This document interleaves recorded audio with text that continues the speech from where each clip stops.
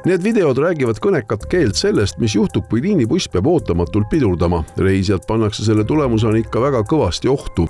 Üks on selge, bussijuhi vajadus selliselt pidurdada tekib valdaval osal juhtudest ikkagi siis, kui keegi kaasliiklejatest teeb sõiduki ees ootamatu manöövri.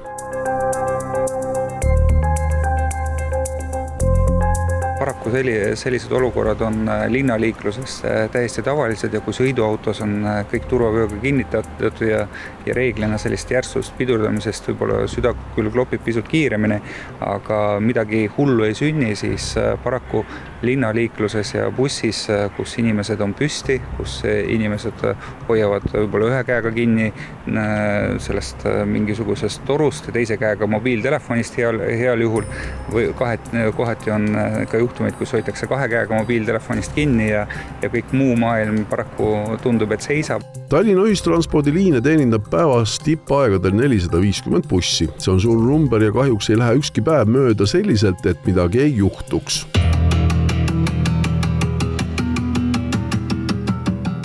Kui me aasta võrdluses toome, siis on umbes 1100 avariid meie linnaliini bussidega ning umbes pooltel juhtudel on süüdi meie juht, pooltel juhtudel on meie juht käitunud õigesti, kuid selle olukorra on tinginud mingisugune liiklusolukord teel, mis oli siis meie juhist väljaspool.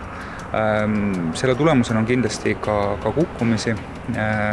Aastas on suurusjärgus 200 kukkumist ja suurusjärgus 80 neist on siis kiirabi sekkumist nõudvad. Kindlasti on selleks, et oht oleks väiksem, võimalik ka reisijatel endil midagi ära teha.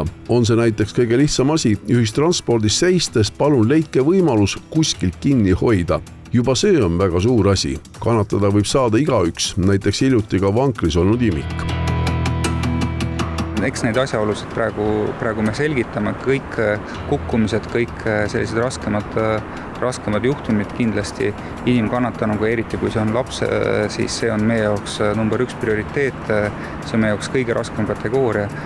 Neid me vaatame üksipulgi, vestleme nii juhiga, vaatame pardakaameraid siis, kui need bussides on ja teeme igakülgset koostööd. Politsei on samas ette heitnud ka bussijuhtidele teatud puhkudel liiga agressiivset sõidustiili. On tulnud kätte juhtumeid, kus äkkpidurduse tagajärjel kukkunud reisija on saanud surmavaid vigastusi.